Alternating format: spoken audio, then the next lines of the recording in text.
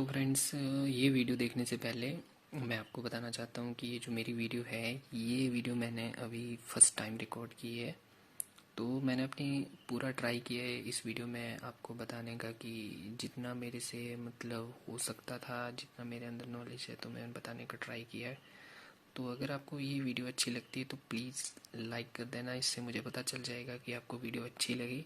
और अगर किसी को अच्छी नहीं भी लगती है तो प्लीज़ वो मुझे कमेंट में सजेशन दे सकते हैं कि आप इसमें और क्या इम्प्रूवमेंट कर सकते हैं।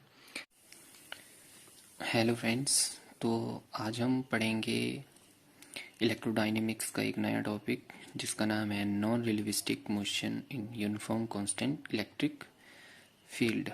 बेसिकली हम यहाँ पर दो पार्ट में इसको पढ़ेंगे। पहला पार्ट होगा हमारा इलेक्ट्रिक फील्ड के लिए, दूसरा होगा मैग्नेटिक फील्ड के लिए। तो अभी हम सिर्फ कांस्टेंट इलेक्ट्रिक फील्ड के लिए पढ़ेंगे।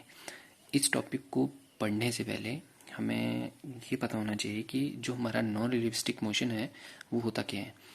तो जो हमारा नॉन रिलेटिविस्टिक मोशन होता है, when a charge particle move with velocity much smaller than the speed of light is called non relativistic motion.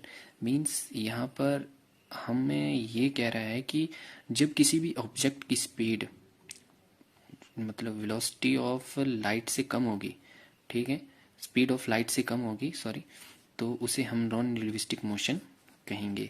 जैसे कि v हमारी वेलोसिटी है और c हमारा स्पीड ऑफ लाइट है, ठीक है। अगर if a such particle enter in a uniform constant electric field, it experience a constant force and hence constant acceleration।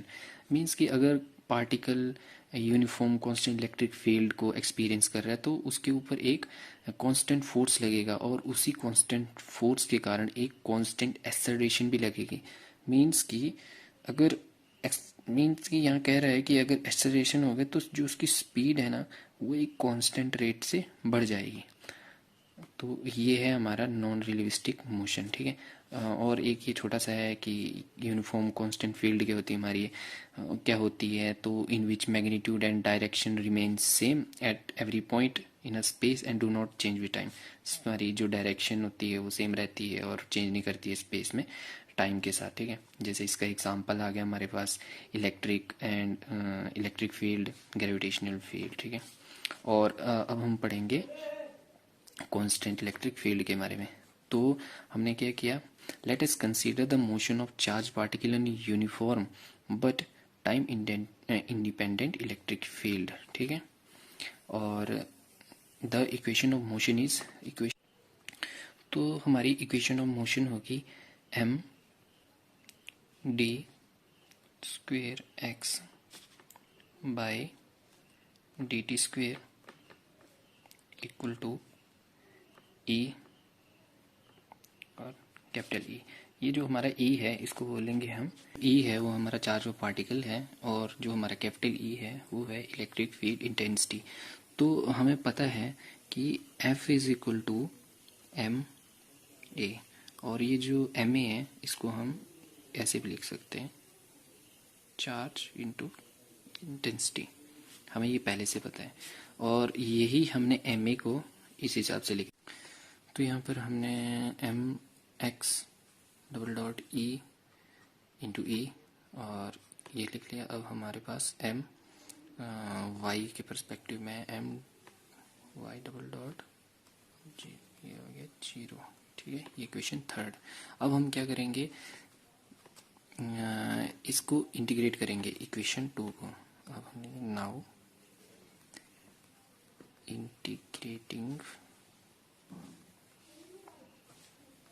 Equation 2, ठीक है। और इसको हम ट्वाइस करेंगे, किसके विद रिस्पेक्ट में, टाइम के रिस्पेक्ट में। So we get,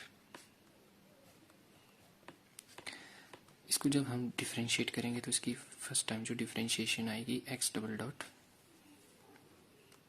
A over M, और यहाँ पर एक टी आ जाएगा हमारे पास और प्लस सी, ये आ जाएगी हमारे पास इक्वेशन नंबर 4। और अगर इसको हम एक बार फिर से डिफरेंशिएट करेंगे तो ये आ जाएगा हमारे पास x, ये जो डॉट था ये सिंगल डिफरेंशिएशन के लिए अब जब हमारी डिफरेंशिएशन एक बार फिर से होगी तो डॉट हट जाएगा और ये हमारे पास आ जाएगा ई और टी स्क्वेयर ओवर 2m, ठीक है, plus we not sine theta और ये 5। तो फ्रेंड्स यहाँ पर हमने डिफरेंशिएशन करने के बाद हमें ये इक्वेशन मिल चुकी है। ये इक्वेशन हमारी E T square over 2m plus we not sine theta, ये हमारी 5th इक्वेशन है। अब इसके बाद हम m y not equal to 0, ये हमारे 0 के बराबर है, क्योंकि हमें पता है क्योंकि यहाँ एक लाइन लिखेंगे, since it is moving in x axis means force also acting on it. तो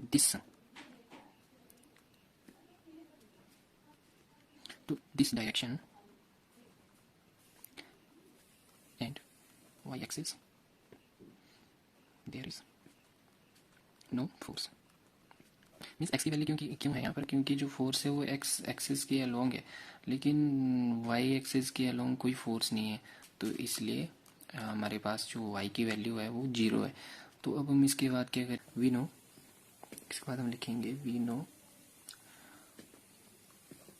Y double dot is equal to 0, तो Y is equal to V naught cos of theta, क्योंकि ये वाई के परस्पेक्टिव में है और ये एक्स के परस्पेक्टिव में, तो y is equal to V naught cos theta T, ठीक है। और यहाँ से हम t की वैल्यू निकाल लेंगे, t is equal to y over V naught cos of theta, t यहाँ चला गया और हमारा y जो है ये यहाँ से नीचे आ गया, ठीक है। तो जो हमारी वैल्यू आ गई है t की, और t की वैल्यू है y over V naught cos theta, जो हमारी 6th इक्वेशन है। अब हमारे पास जो 5th इक्वेशन थी वो थी x, इसको हम और किस वे से लिख सकते हैं, तो हम यहाँ लिखेंगे equation 5 can be written as, तो इसको लिख सकते हैं x इज इक्वल टू, ठीक है, इसको लिखेंगे हम a capital E T square over 2m plus we not sine theta और इसके साथ t प्लस c1। तो अब हमारे पास x की ये वाली वैल्यू आ चुकी है, तो अब हम इसको दे देंगे इक्वेशन नंबर 7, ठीक है। तो जो हमारे पास t की जो वैल्यू निकली थी, अब हम इस वैल्यू को इसमें डाल देंगे, तो put equation 6 in 7 we get, when we put equation 6 into 7, so we get इसको मैं यहाँ कर देता हूँ, ठीक है। तो x is equal to A over A 2m bracket y V naught cos theta का स्क्वायर, क्योंकि यहाँ पर हमें t के ऊपर स्क्वायर था, तो हमने यहाँ पर t की वैल्यू पुट कर दी है, और प्लस यहाँ पर हमारे पास वी नॉट है, तो वी नॉट को एज इट इज लिख देंगे साइन थीटा। उसके बाद यहाँ हमारे पास t है, तो t की वैल्यू हमारे पास, हम यहाँ पर t की वैल्यू डाल देंगे y over V naught cos of theta plus c1। तो यहाँ से वी नॉट कैंसिल, तो जो हमारे पास बचा वो क्या आएगा, x is equal to E M, ठीक है, ओवर 2m, तो y over V naught cos theta square plus इसको हम लिख देंगे साइन थीटा कॉस थीटा, और ये y प्लस C1। तो यहाँ से हमें एक चीज़ तो क्लियर हो रही है कि sine theta cos theta tan के बराबर होता है, टेन थीटा के बराबर। तो यहाँ से हमारा जो नेक्स्ट आएगा वो आएगा, इसको हम पहले भी लिख सकते हैं क्योंकि दोनों टर्म में प्लस की टर्म से हैं। तो sine theta over cos theta आ गया हमारे पास टेन थीटा, वाई हमारे पास एज इट इज़ है, प्लस इसको हम लिख देंगे ई एम ओवर 2m, और y over V naught cos of theta और इसका स्क्वायर। सो अब इसके बाद हम फ्रेंड्स हमने यहाँ से एक चीज़ नोटिस कर ली है कि जो हमारा पार्टिकल है वो एक पैराबोलिक पाथ में मूव कर रहा है। तो इसी हिसाब से अपने एग्ज़ाम में इस क्वेश्चन को सॉल्व करके आना है। तो अब हम इसका एक थोड़ा सा छोटा सा ब्रीफ वो दूंगा मैं कि हमने इसको कैसे किया। हमने पहले क्या किया, एक इक्वेशन ऑफ मोशन ली, ठीक है, फिर उसको हमने m double dot e equal to e और इंटेंसिटी, जो ये कैपिटल ये इंटेंसिटी हमारा, और दूसरी इक्वेशन हमने ये ले ली। फिर हमने इक्वेशन 2 को 2 बार इंटीग्रेट किया है।